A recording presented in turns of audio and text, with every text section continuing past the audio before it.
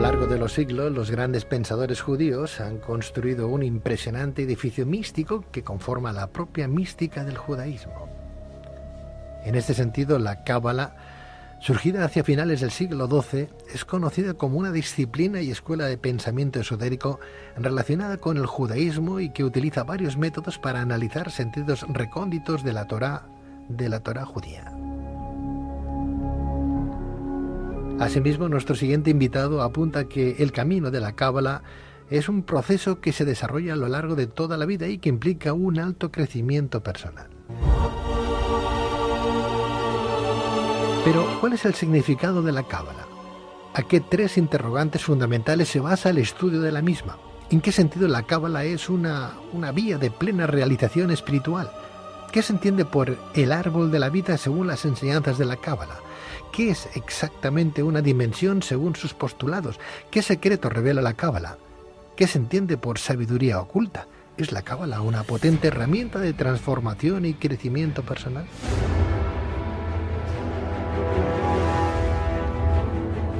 Esta noche, para responder a estas y otras cuestiones, tenemos con nosotros a don Mario Javier Sabán, doctor en filosofía, doctor en antropología, licenciado en Derecho, presidente de la Fundación Tarbut Sefarat para la difusión de la cultura judía, profesor de Cábala, escritor y autor, entre otros libros, de Sot 22, El Secreto, de Guione Impresades.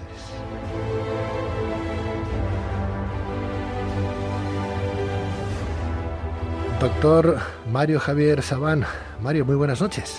Buenas noches, Pedro. ¿Es Cábala con el acento en la primera vocal, Cábala o Cabalá? El término nace del antiguo hebreo que proviene de lekabel. Lekabel quiere decir recibir. Por lo tanto, la disciplina de la Cábala es saber recibir. Y claro, ¿saber recibir qué? En el castellano, en el español en general hablamos de Cábala, pero también decir Kabbalah no está mal. En hebreo en general se dice Kabbalah, con ese acento final en la A, pero no, ya los dos términos en este momento son indistintos. Yo muchas veces hablo de Kabbalah o Kabbalah indistintamente debido a la utilización muy común del término, ¿no? Así que yo creo que ambos, en el hebreo original es Kabbalah, es con acento final, pero no necesariamente. Ya te digo que la verdad que utilizamos también Cábala así de manera habitual, ¿no? Muy bien. ¿Y la escribimos con C de casa o con K de kilo? También lo mismo, y con W alta y con H al final y con H no en el final. Son traducciones de términos hebreos que no son exactamente traducibles. Hay algunos que le ponen la W alta, hay otros que ponen con H, otros sin H. Vas a ver muchos, sobre todo los que vienen del mundo anglosajón, que ponen la K de kilo, como en francés, y también en español ha pasado a ser C. Encontrarán también muchos lectores el término con Q. Misteriosamente también lo encontrarán con Q, pero claro, es traducir una letra del hebreo en todas las formas posibles de otros idiomas. Al final, todas son correctas si están nombrando realmente el término, ¿no? Entiendo. Antes hablabas de ese recibir, ¿no? Kabbalah proviene del verbo hebreo lekabel, como bien decías, recibir, pero el término Kabbalah podemos encontrar también, si lo descomponemos, el término como son kahal, con H, ¿no?, que significa comunidad, y también la palabra ahab, que significa llama, y la palabra lev, que significa corazón. O sea que la Kabbalah en sí también podría ser la comunidad o la llama, palabra de la comunidad de la llama o algo así. ¿O? Mira, el tema es el siguiente: cualquier tipo de palabra en hebreo, Kabbalah incluida, puede ser descompuesta en los diversos métodos de gematría, notaricón, etcétera, que son métodos muy precisos, prácticamente matemáticos, que fueron desarrollados sobre todo por Abraham Abulafia, uno de los místicos del que tenemos que hablar mucho, que nació en Zaragoza, pasó por Barcelona, explicó durante 1 año y medio temas del esoterismo más profundo judío, y luego terminó en el sur de Italia.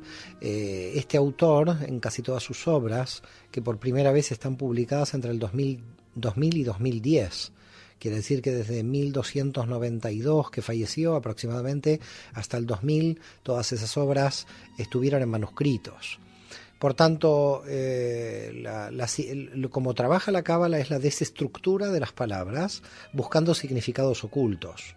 Por tanto, una palabra para la cábala puede dar muchísima cantidad de significados. Puede dar el significado que tú has mencionado, como otros más que un cabalista en la descomposición de la palabra puede llegar a encontrar. Porque nosotros en la cábala decimos que cada palabra en hebreo tiene un peso numérico que, aunque uno rote las letras, no altera, digamos, el orden de los factores no altera el producto, ¿no? Como se dice en matemática. Y así funciona el hebreo, es decir, que cuando tú rotas las letras y mantienes las mismas letras, estamos hablando de que tú estás trabajando con el mismo tipo de energía. Por lo tanto, aunque rotes las letras, es el mismo tipo de energía. Pero bueno, estos son métodos ya un poquito más complicados. Lo que la cábala, digamos, propone como objetivo central, y esto lo dice el gran cabalista Luzzatto en Venecia, que nació en 1707 y murió en 1747, Luzzatto dice: el hombre nació para ser feliz. A partir de aquí ya empezamos a trabajar, claro, porque hay tanta cantidad de gente infeliz. Aquí tenemos un trabajo fuerte. Claro, cuando tú logras que el hombre sea feliz por muchísima cantidad de conocimientos y métodos ancestrales que posee la Kabbalah, luego viene una segunda etapa, porque ahí no termina la cosa. Alguien puede ser feliz en el mundo inferior, como llamamos en la Kabbalah, pero tiene que encontrar la felicidad del mundo superior. Y la felicidad del mundo superior no es la felicidad que nosotros conocemos del mundo inferior. Es muy diferente. El mundo inferior, dice Abulafia, es un mundo finito, de deseos finitos. Es decir, deseas un auto, compras un auto y se terminó. Tu deseo ha muerto. Por lo tanto, todo en la materia tiene deseos finitos. El sexo, la materia, cualquier cosa de esta realidad. Y nosotros decimos que en la Cábala lo que el hombre tiene que buscar en esta existencia, cuando digo hombre hablo de ser humano, ¿no? Sí. Es el placer infinito, el placer permanente. Es decir, no es el placer porque llegó el sábado y domingo para descansar después del trabajo, a ver si queda claro, sino que es el placer que la persona tiene que encontrar. Podríamos denominarlo en términos espirituales como el placer trascendente. El placer trascendente. El santo Zohar habla de la copulación permanente, lo habla en términos sexuales. Es decir, habla en el siglo XIII, ya el libro del Zohar, de que la persona tiene que sentirse viviendo intensamente una excitación permanente. Y ahí entonces ha alcanzado el mundo superior. Entiendo. Bueno, pero, doctor Saban, Mario, hay gente que a lo mejor la vida para ellos es más básica, ¿no? Es básica. No digo que sean ni mejor ni peor, ni que sean más gente más ilustrada, sino que es gente más básica a todos los niveles. Entonces, que vive en ese mundo inferior, como tú bien dices, y ya les está bien. Es más, ni se plantean que pueda existir un mundo superior, ¿no? Por ese motivo, en la Cábala decimos, perdón la interrupción, sí, que cada uno debe ser respetado en su nivel.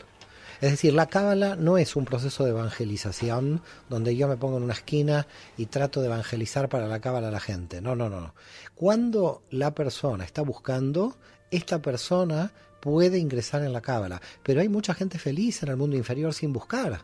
Y a esa gente hay que respetar. Esta gente alcanzó su felicidad en ese nivel. En el nivel en que se encuentra ya alcanzó su felicidad. El problema de los buscadores es que se sienten que no están satisfechos en su nivel y que necesitan subir de nivel. Pero no estamos hablando de que si alguien sube de nivel es mejor o peor que quien ya se encuentra feliz en el nivel en que se encuentra.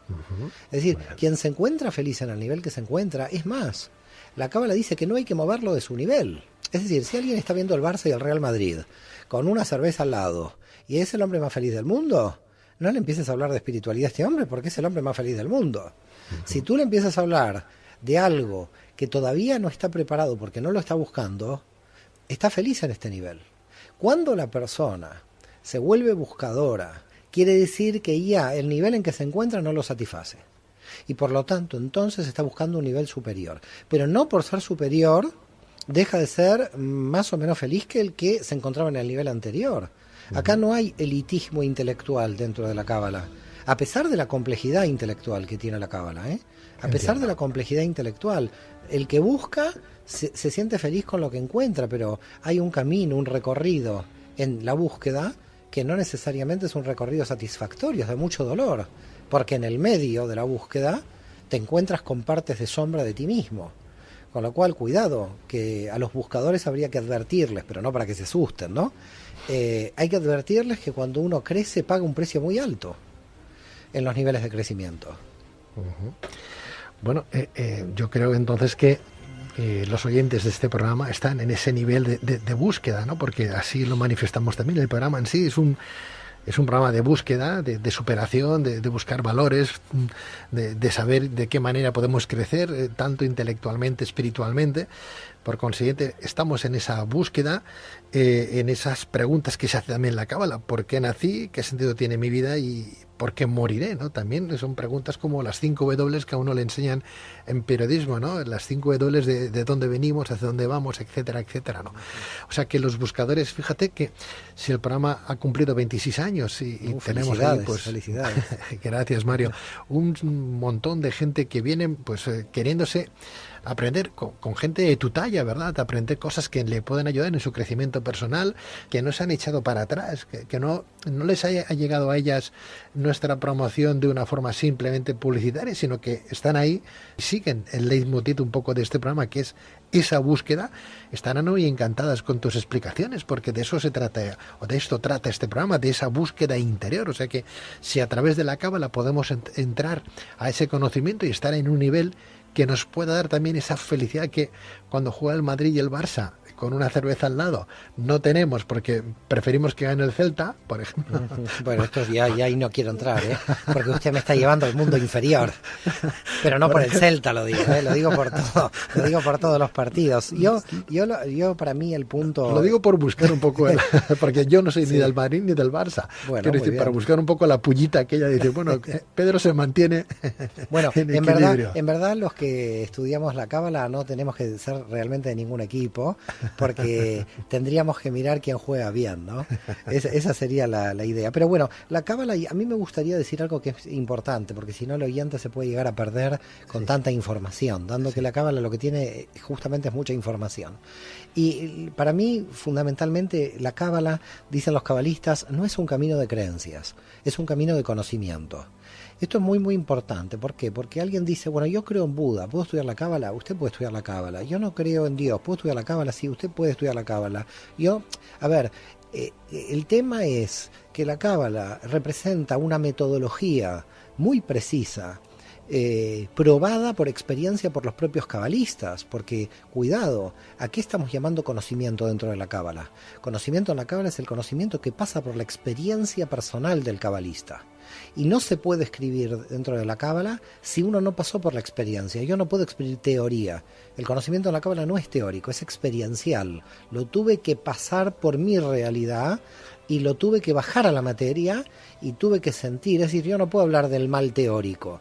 Yo tuve que tener la tradición de un amigo para entender cómo funciona el mal. Entonces, cuando tengo el mal real, el mal práctico, cómo funciona el mal en la realidad, entonces a partir de ahí puedo crecer, porque es un conocimiento que está verificado, que es experimentado. Por tanto, hay algo muy importante. Cuando hablamos de conocimiento en Cábala, nunca es teórico, siempre es práctico, siempre debes llevar a la acción material. Y fíjate qué interesante, ¿no? Está muy alejado, porque la Cábala es una mística occidental. Tiene diferencias con las místicas orientales. ¿En qué sentido? En que el trabajo de introspección personal que plantea la Cábala a través de la metodología del árbol de la vida es un trabajo de introspección que nunca tiene que producir introversión. Es un trabajo de introspección donde cuando yo estoy en el contacto social, tiene que continuar mi introspección. Porque el problema es tomar la espiritualidad como fuga de los problemas de la realidad. Y entonces la espiritualidad se vuelve patológica. Porque la espiritualidad tiene sus patologías. ¿Cuándo algo es patológico? ¿Cuándo algo está desequilibrado? Cuando está buscando en la espiritualidad una fuga de lo que no puede soportar en la materia. La Cábala, al contrario de esto, es una espiritualidad que tiende a la transformación de tu realidad mental, luego emocional y luego física en el orden de la materia, sin romper la estructura social, sin romper el compromiso de la interrelación con el otro. Y esto es mucho más difícil, porque mucho más fácil es irme 7 días a un detox ahí en la montaña y olvidarme, porque claro, en Montserrat somos todos buenos, pero ¿cómo ser bueno cuando te roban la plaza del parking en medio de Barcelona? Es decir, la Cábala lo que plantea no es una bondad ilusoria en términos del conocimiento teórico, sino que la Cábala lo que plantea es una bondad práctica en la acción de la materia. Porque si no la tienes en la acción de la materia, es un autoengaño los niveles de espiritualidad de fuga que estás haciendo. No sé si queda claro, Pedro, el análisis. Perfectamente. No obstante, creo yo que la cábala en sí también genera tendencias, porque sabemos que hay cábala judía o cábala hebrea, ¿verdad? Y otras cábalas como la española también, otras cábalas que no sé si es un sucedáneo de la cábala hebrea o de la cábala judía, no lo sé, pero hay otras cábalas. Entonces, si estamos hablando de que tiene una cierta relación con una comunidad, con un pueblo, con una cierta religión, si yo estudio la cábala judía o la cábala hebrea, por ejemplo, voy a tener más tendencia a dirigirme a la religión judío-cristiana, por ejemplo, que no a una cábala española. Mira, no existe una cábala española independiente de cábala judía. Siempre que se habla de cábala, siempre se habla de cábala judía.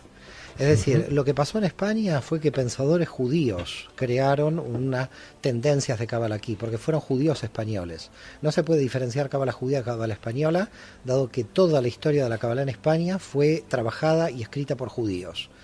Cuando existe una cábala que podríamos llamarla diferente, que es la cábala cristiana en Italia, por Pico della Mirandola y por Reuchlin en el siglo XV, esa cábala cristiana tiene muchos problemas para entender la cábala, porque tienen problemas al entender el hebreo. Así que, de raíz, la única cábala que hay es la cábala hebrea.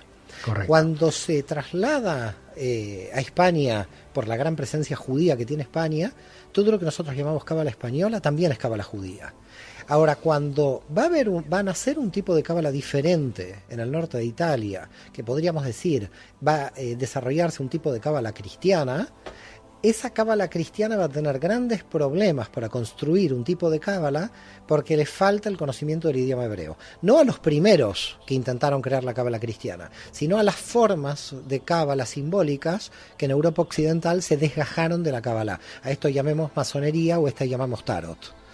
O la Golden Dawn, todas las espiritualidades que todas toman símbolos de la cábala.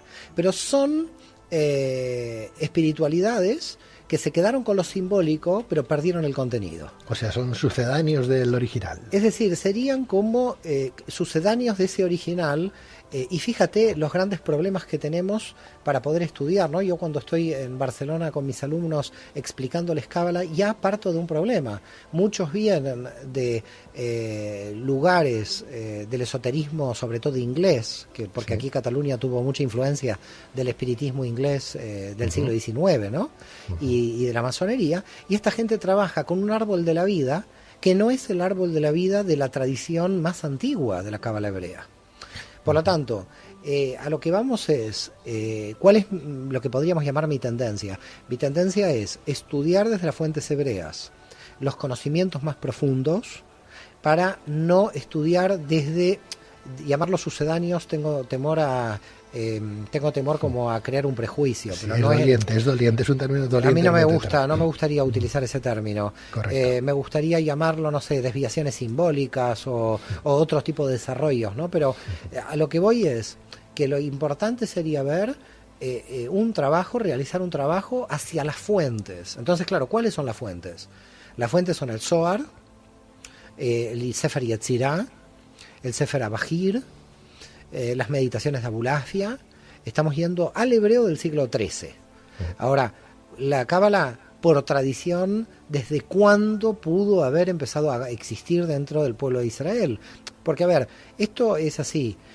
La cábala es esencialmente judía, como el yoga es esencialmente proveniente de la India. Ahora, que yo haga yoga no me transforma en un budista. Yo puedo seguir siendo judío que hago yoga.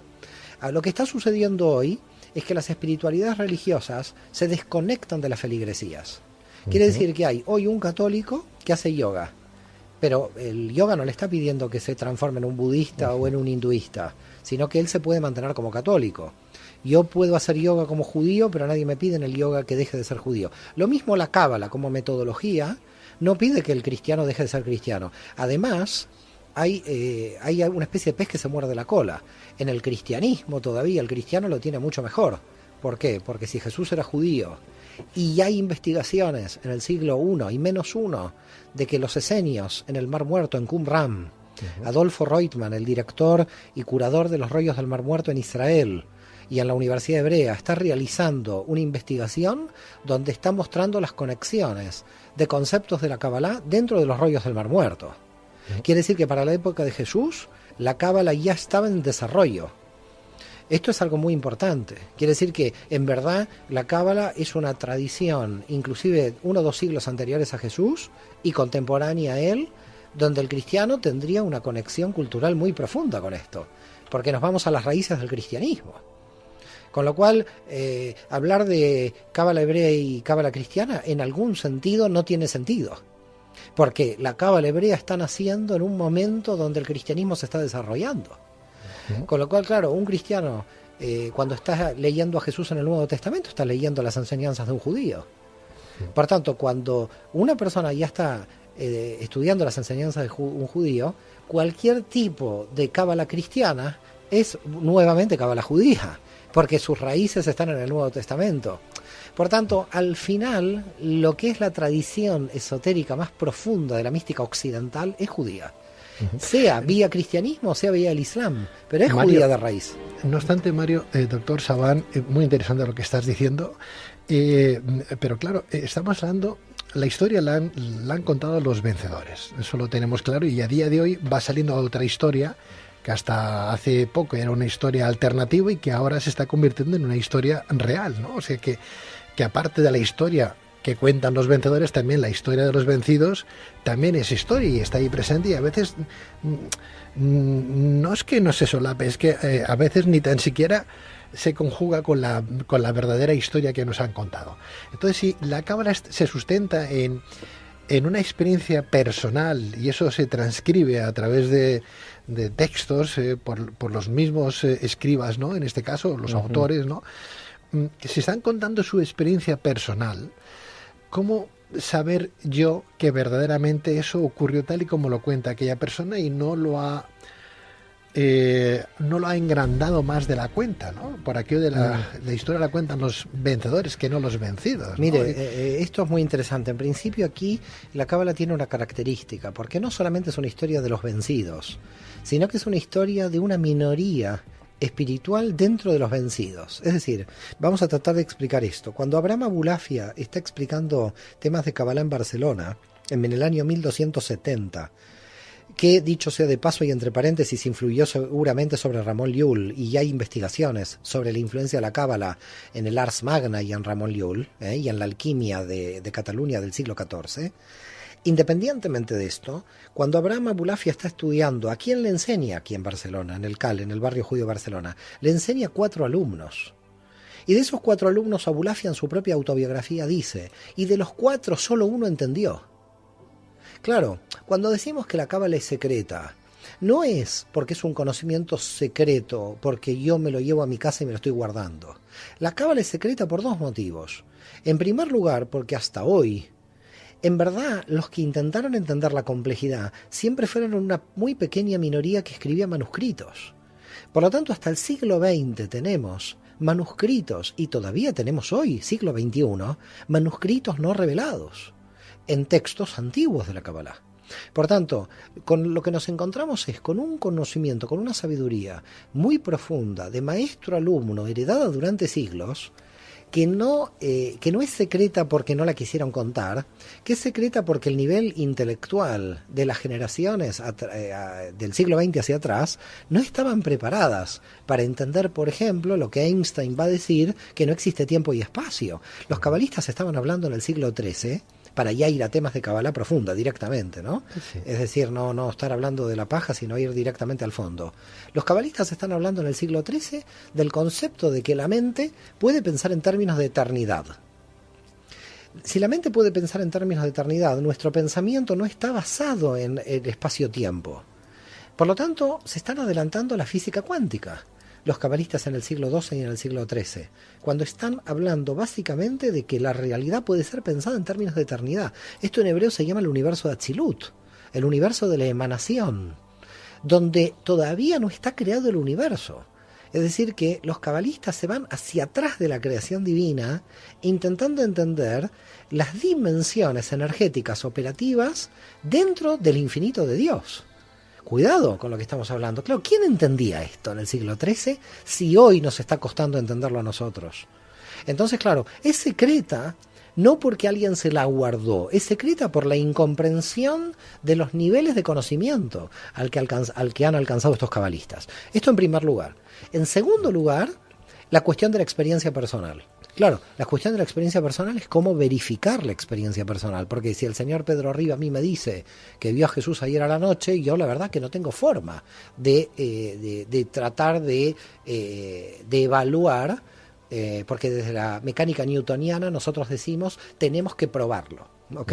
Entonces, claro, ¿yo cómo lo tengo que probar? A ver, Jaime Vital tiene un libro en el siglo XVI, fines del XVI, que es el libro de las reencarnaciones. Se llama en hebreo Gilgul Neshamot, la rotación de las almas. Y él explica, con lujo de detalles en hebreo, una obra de 300 páginas, cómo el alma encarna, cómo reencarna la memoria, la no memoria. Es fascinante. Ahora, ¿por qué motivo? Porque el grupo místico de Safed en el siglo XVI entendía que la regresión del alma hacia la identidad del alma era un concepto que ellos lo trabajaban personalmente y que además lo debatían dentro del grupo. Entonces, claro, desde el punto de vista de la experiencia personal, alguien hoy viene y me dice, mire, he tenido una regresión. Yo, desde el punto de vista de la literatura de la Kabbalah, esto está dentro del marco de la Kabbalah. Yo te diría, Pedro, con la confianza que ya me has producido con esta entrevista, es que la Kabbalah hace algo muy interesante.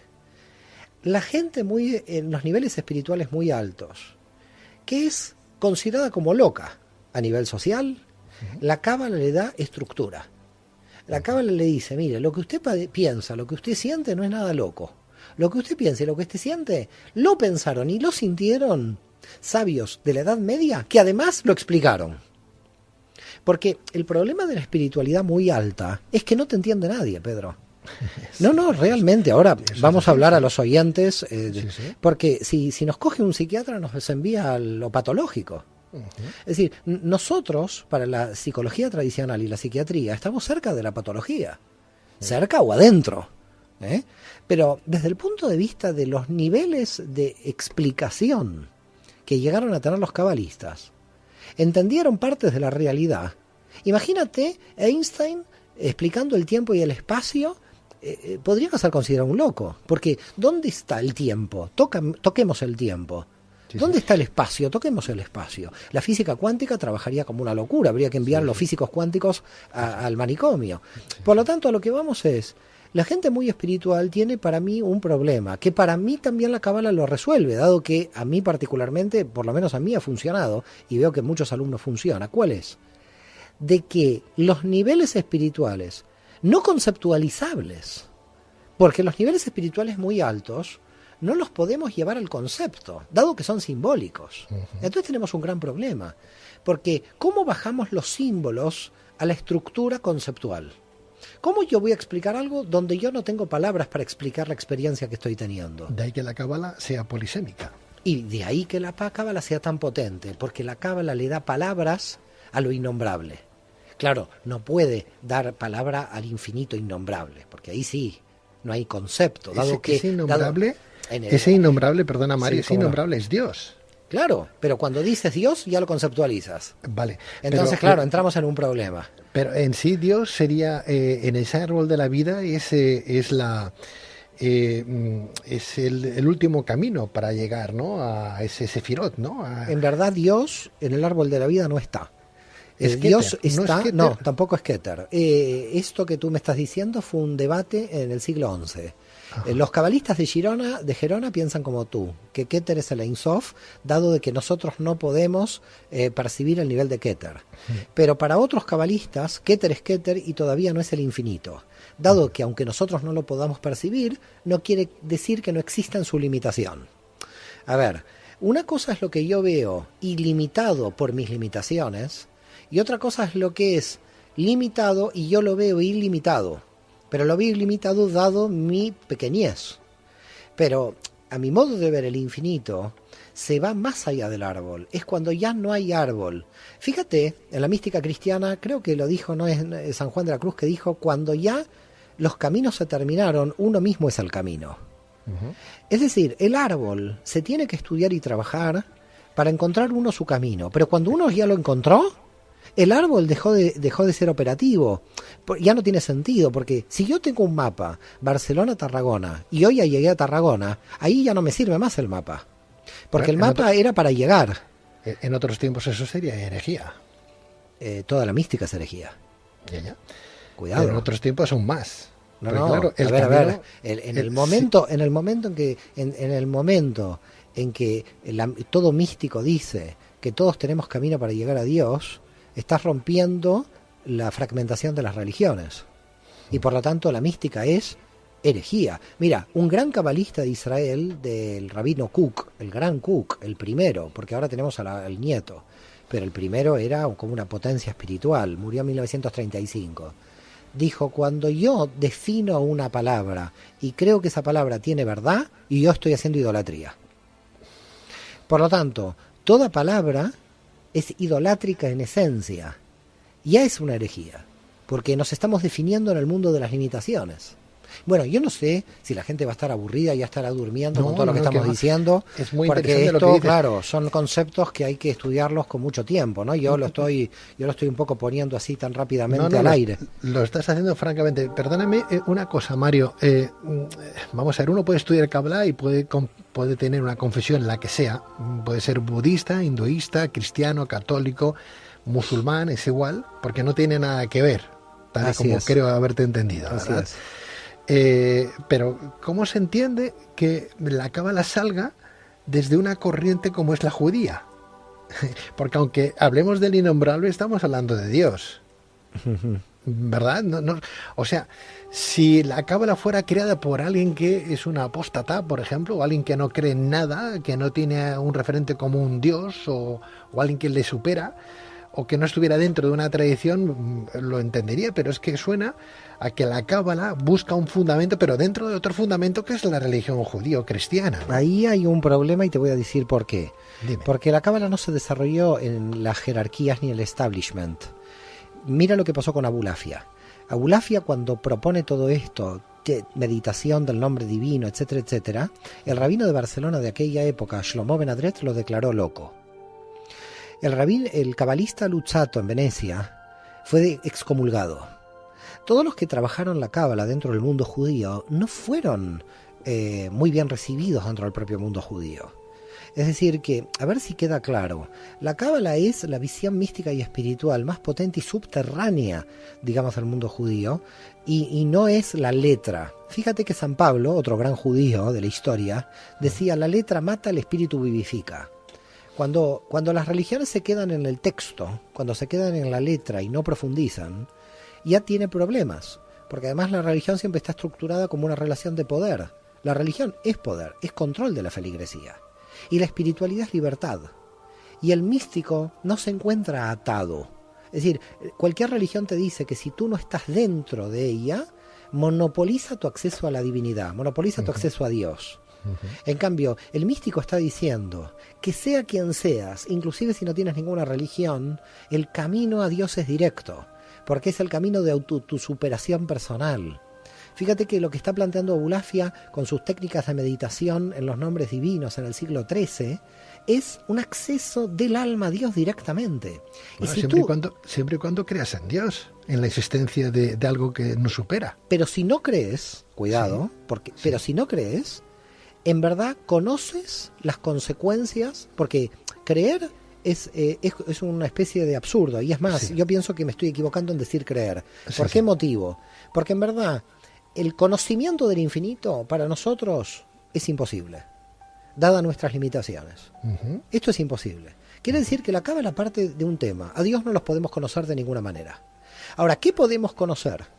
Nosotros podemos conocer el universo creado. Y si yo voy conociendo el universo creado y me voy conociendo a mí, voy acercándome al infinito, acercamiento al que no llego nunca, con lo cual la budeidad, para llamarlo de alguna manera, o el nirvana, en la Cábala no existe, porque no alcanzamos la totalidad nunca. Y si nos unimos o nos aproximamos a esa energía infinita, lo que estamos haciendo es una aproximación y nunca una fusión. Por lo tanto, si alguien a la cábala viene a buscar el nirvana, lamento decirle que no venga, porque no hay nirvana. Lo que sí va a encontrar es la sensación de acercamiento a la totalidad. Ese término en hebreo se denomina debekut. ¿Qué es la debekut? La debekut es cuando el alma llega a una comprensión tan alta de esta realidad. Ahora me olvido de Dios, ¿eh? Sí. A una comprensión tan alta de esta realidad que se siente fusionada con el todo, con el peligro, dicen los cabalistas, de que ya ve relativo su cuerpo y el alma quiere irse del cuerpo. Entonces, por ese motivo, en las grandes meditaciones de los cabalistas, se dice que uno tiene que prometer que cuando antes de comenzar una meditación, el alma tiene que regresar al cuerpo. Porque si no lo promete, el alma tiene la tendencia a volver a su origen, que es a la energía del infinito. Por lo tanto, nosotros en la cábala que trabajamos, la máxima aproximación a la luz, pero que no nos ciegue la luz. Por eso Isaac el ciego de Gerona, no estaba ciego por oscuridad, estaba ciego por la luz. Y el problema que tiene la gente que entra al mundo espiritual, que se enceguece de la luz. O sea que un ateo podría estudiar cábala y entrar en la cábala. Lo puede hacer perfectamente. Porque en verdad el cabalista y el ateo están... Yo te diría que el cabalista está muy cerca del agnóstico. Más que... es una cosa misteriosa. Porque la cábala es gnosticismo y agnosticismo al mismo tiempo. Es decir, a ver si se entiende. Conocimiento y agnosticismo. Es decir, es la cábala gnóstica en el sentido de que, y Asriel de Girona lo dijo en Gerona, en la escuela de la cábala de Gerona, la redención proviene de mi propio conocimiento. Creo la redención en la cábala no viene de la fe. Yo creo en tal cosa y me salvo. No existe esto en la cábala. Lo que existe en la cábala es, yo estoy haciendo un esfuerzo personal a partir de elevarme en el conocimiento. Por supuesto, tomando en cuenta lo que ya dijimos hace más o menos media hora, de que el que está feliz en su propio nivel hay que dejarlo ahí, ¿no? Vuelvo a reiterarlo esto. Pero ya estamos hablando del buscador.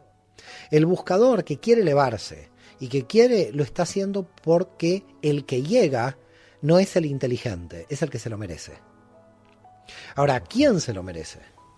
El que está haciendo el esfuerzo. Por lo tanto, el inteligente que no hace el esfuerzo, ya está feliz donde está. Perfecto. Ahora, el que no es necesariamente inteligente, pero está haciendo el esfuerzo, este va a recibir luz. Ahora, va a recibir luz ¿por qué? Porque se la merece, porque está preparado. Y por eso los grandes cabalistas dicen, como Nachman de Bratslav, todos mis libros son introducciones.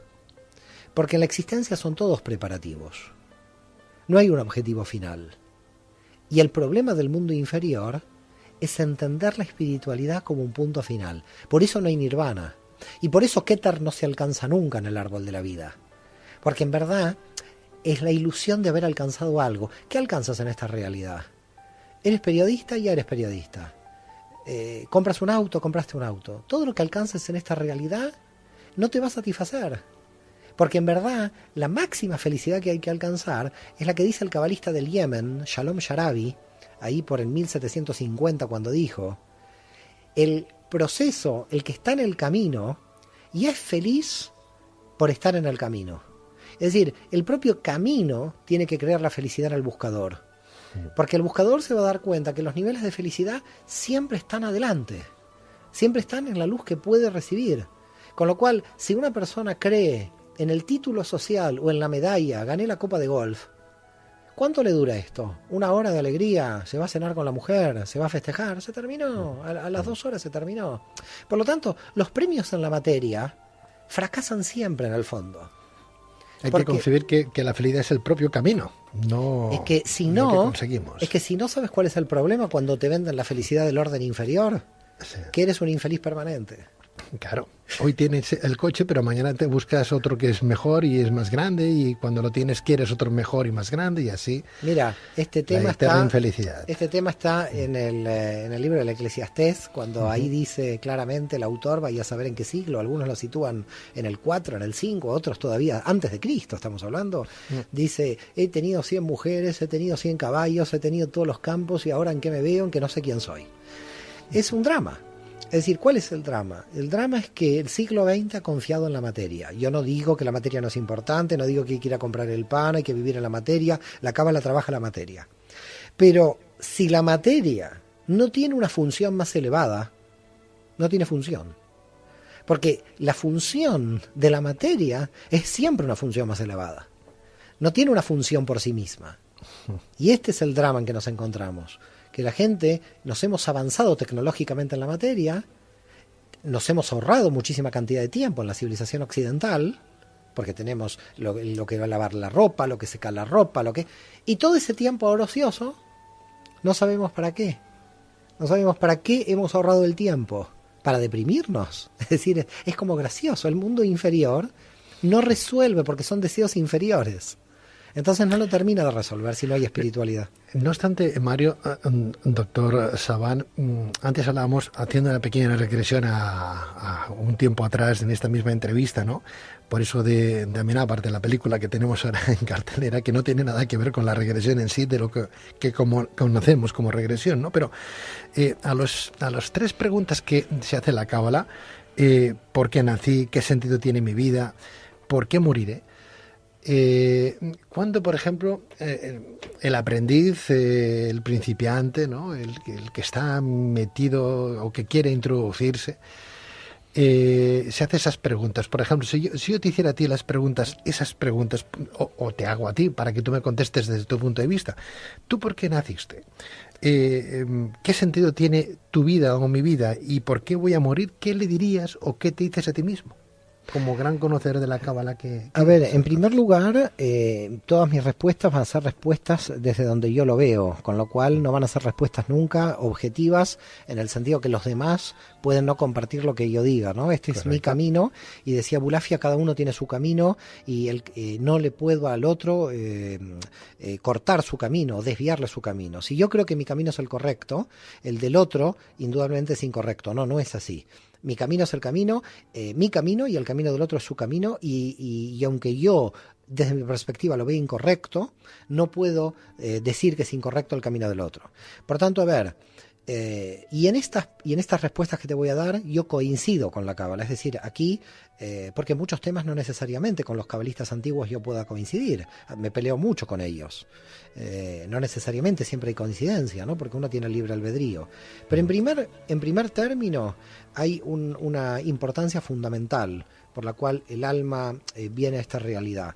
Y nosotros decimos desde la Kabbalah que el alma viene a encontrarse a sí misma, viene a encontrar su identidad. Es decir, el alma viene a saber quién es. Así que aquí tenemos ya una primera respuesta, y es una respuesta que te la hago desde mi corazón. Es decir, yo la siento esta respuesta. Sí, es decir, si yo te digo por qué yo estoy aquí, porque yo estoy cumpliendo el plan de mi propia identidad. Y estoy redescubriendo mi identidad. Nosotros a esto lo llamamos en la Kabbalah la raíz del alma. El alma viene a conocerse a sí misma. A partir de aquí, el sentido ya está dado, porque si se viene a conocer a sí misma, ya uno sabe el sentido. Pues ahí está la cuestión. Porque ¿Cuándo uno enferma? ¿Cuándo uno enferma? Cuando uno está haciendo en su vida cosas que no van en el sentido correcto de la naturaleza del alma. Es decir, ¿qué es la enfermedad para la Cábala? Porque también existe la enfermedad. ¿Qué es el desequilibrio? Cuando la persona no está haciendo, yo no sé en términos cristianos cómo lo llamaríamos, pero es más que su vocación, es como su misión. Es como... Esta persona nació para ayudar en una ONG en África y es la persona más feliz del mundo. Esta persona encontró la naturaleza de su alma.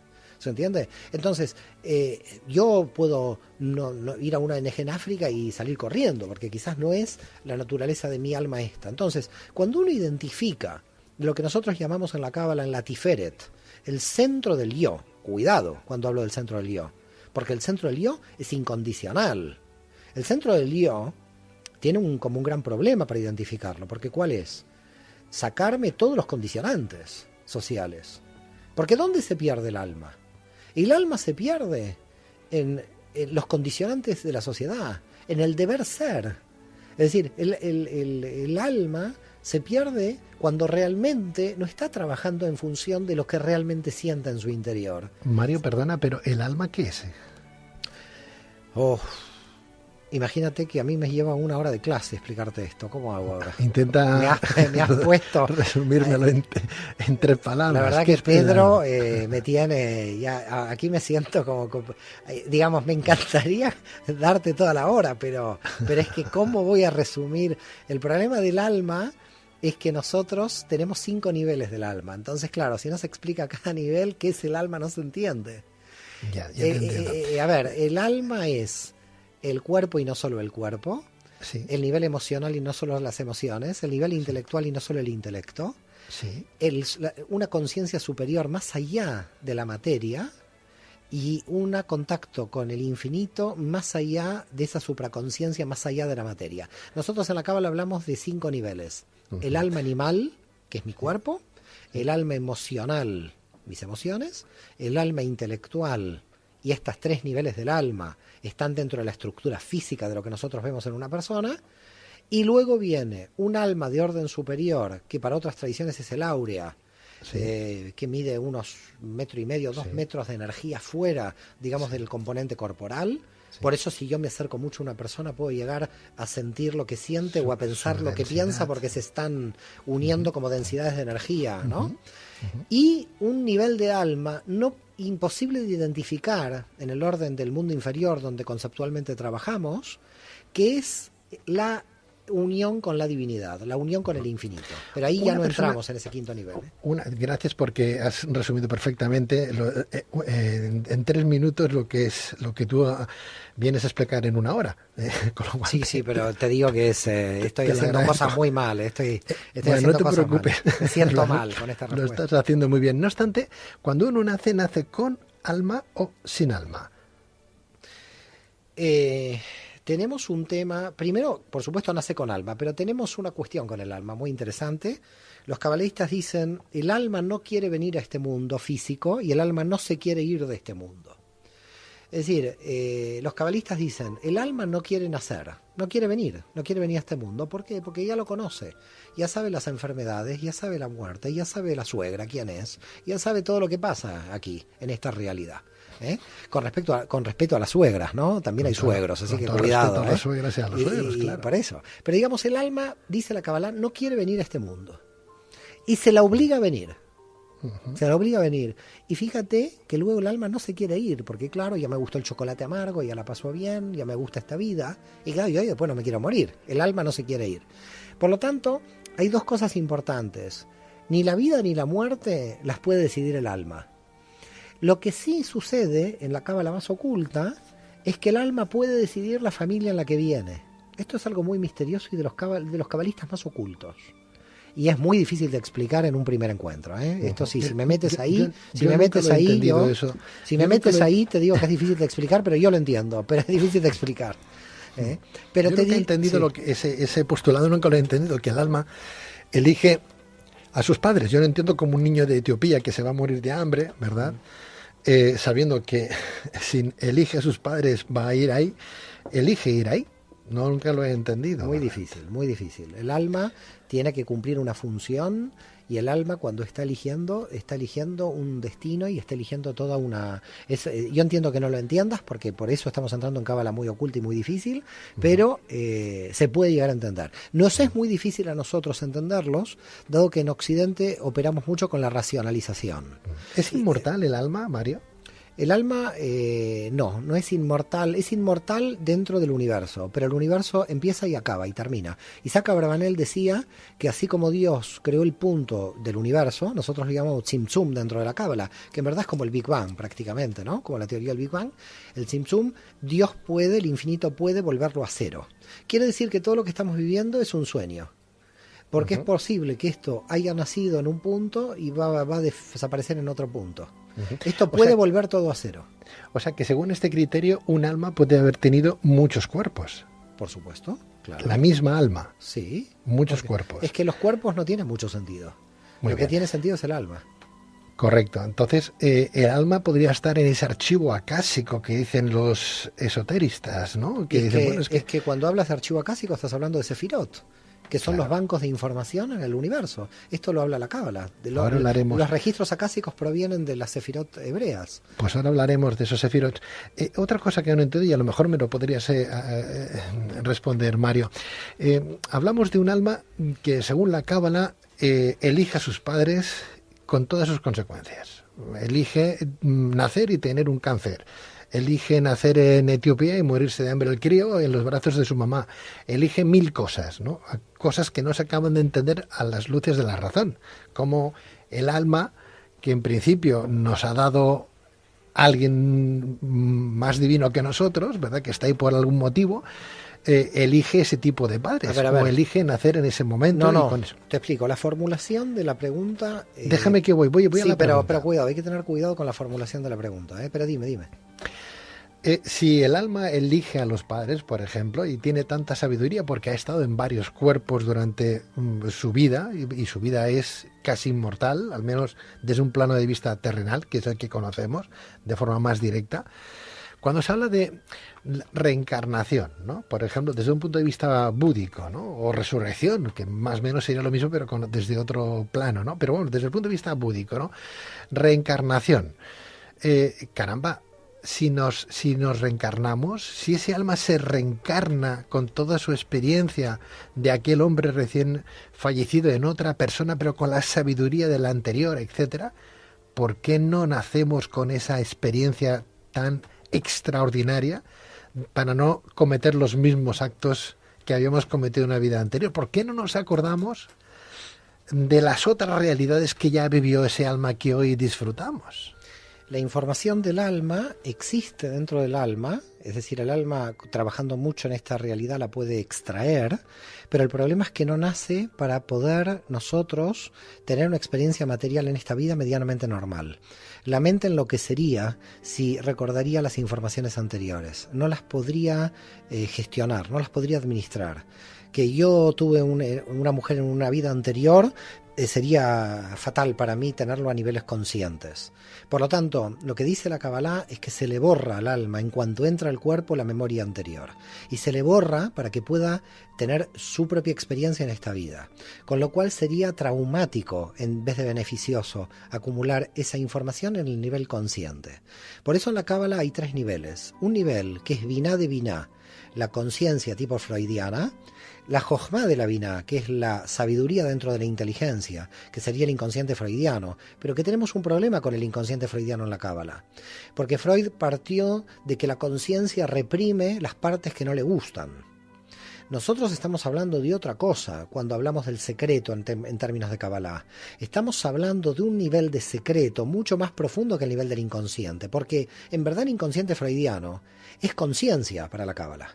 A ver si se entiende el concepto. Cuando tú estás hablando de la conciencia y el inconsciente es lo que yo reprimo de lo que a mí no me gusta. ¿Me sigues? Cuando estás hablando de secreto en la Cábala, no estoy reprimiendo lo que no me gusta.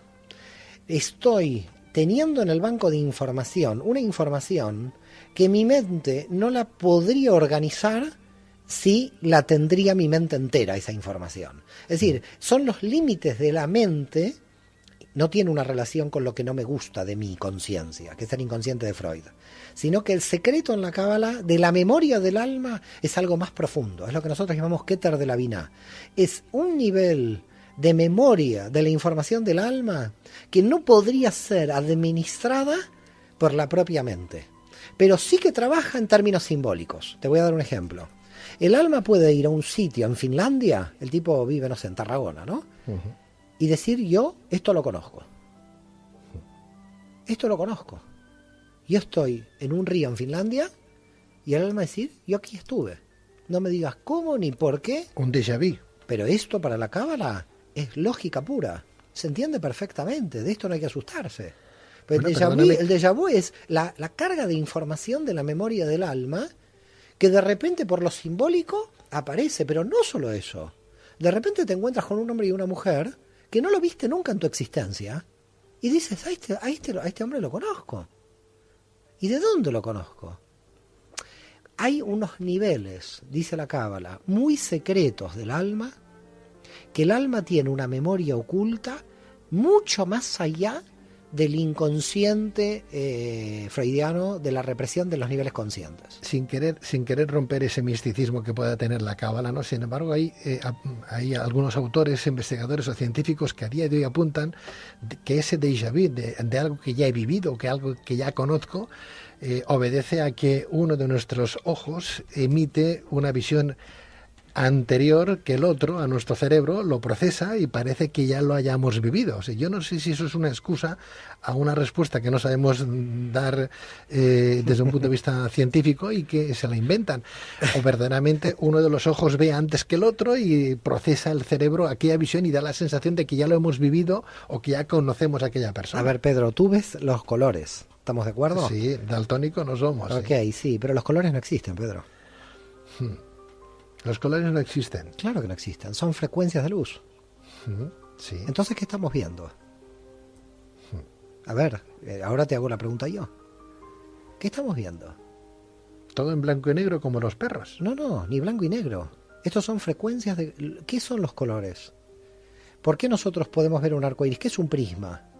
Una luz que pasa y descompone. ¿Qué son los colores, Pedro? No existen los colores. Entonces, las formas que procesa mi mente son mentiras de la realidad. Mentiras basadas en las limitaciones sensoriales personales de nuestra mente. Y este es el drama que plantea la Cábala. El drama que plantea la Cábala es que en los niveles más ocultos de esta realidad, la realidad no es comprensible por nuestra mente. Y que tenemos que reorganizar nuestros conocimientos integralmente.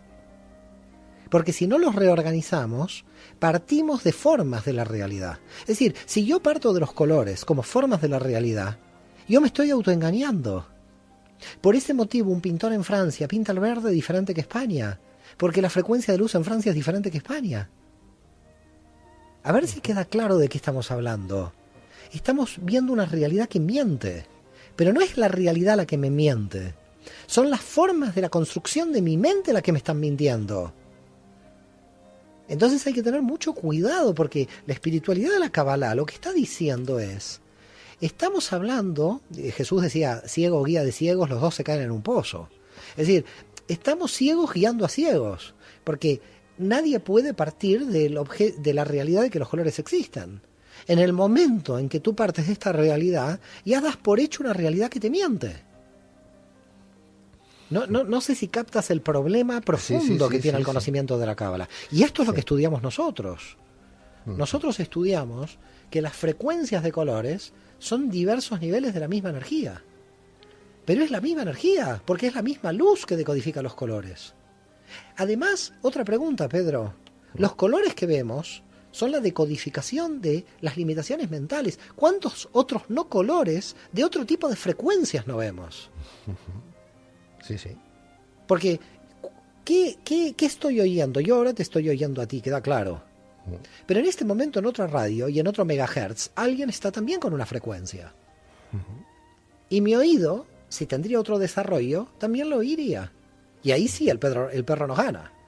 Porque fíjate lo que pasa en San Juan, cuando los perros salen corriendo, porque los niveles de audición del perro son superiores a los nuestros y pueden quedar sordos. ¿Quiere decir que porque el sonido no existe, porque yo no lo escucho, no existe? Lo que la Cábala está diciendo aquí es algo muy fuerte. Hay un nivel de energías que nuestros niveles de limitaciones no captan, pero es un problema nuestro que no lo capte. Pero los niveles de energía existen. Y ese nivel de información existe. Es decir, América existía, aunque los europeos creían que lo único que existía era Europa. Pero América existía. Y la gente estaba convencida, hasta el señor Colón o los vikingos, esto habría que debatirlo, no quiero debatirlo ahora contigo, de que América no existía y seguía existiendo, a pesar de que nosotros decíamos que no existía. Quiere decir que lo que hay que tener cuidado aquí es basar el análisis de la realidad en nuestras limitaciones. Por lo tanto, ¿cuál es el trabajo de la Kabbalah? No conocer la realidad, sino destruir las limitaciones con las cuales yo conozco la realidad. Es decir, la Kabbalah lo que primero que dice es, tus herramientas son deficientes.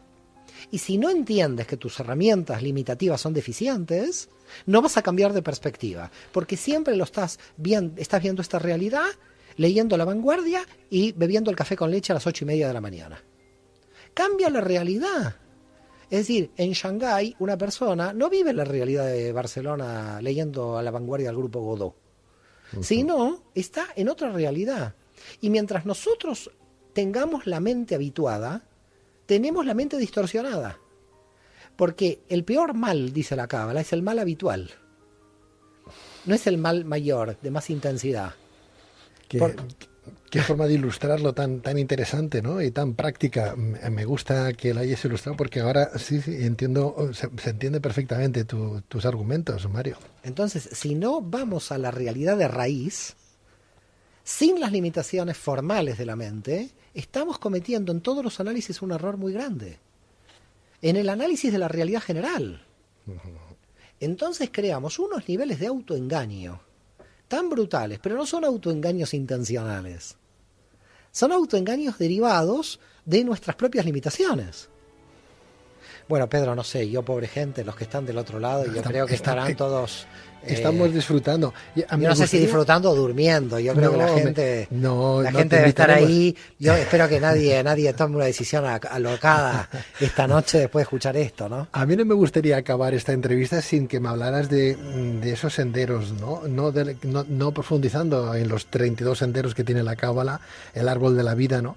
Sino un poco qué son exactamente los 32 senderos, qué son esas 10 dimensiones y esos 22 canales que conectan a las 10 dimensiones. Bueno, Pedro, a ver, yo creo que tú crees en los milagros, en el sentido de que explicarte 2.500 años de tradición pues vamos a hacer una cosa. Es de locos, pero a ver, yo te puedo decir algo que la gente no lo va a entender, por lo tanto, como hay que explicarlo en una forma un poco más detallada, ¿entiendes? Claro. Lo hacemos otro día.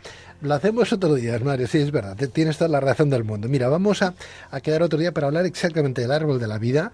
Hablaremos de esos 32 senderos que serían esas 10 dimensiones más los 22 canales que configuran ese árbol.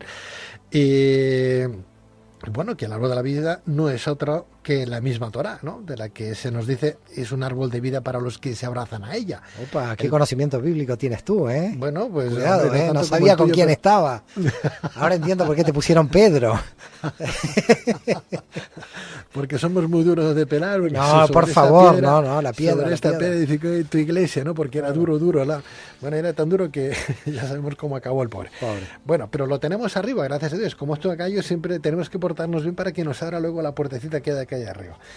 Bueno, Mario, yo te invito, por favor, y te rogaría que aceptaras mi invitación a que en otro momento sigamos hablando de la Cábala o Cábala, de esos senderos de ese árbol de la vida y de lo que para la Cábala en sí es, pues no sé, el Biznat o el entendimiento, la misericordia, dónde podemos llegar a encontrar esos sefiros dentro de nuestra alma, como dirían los alquimistas, dónde está el atanor nuestro, ¿no? Cómo podemos transformar el plomo en oro, cómo puede transformar el ser humano de sus apegos, de sus egos, de sus mentiras en virtudes, ¿no?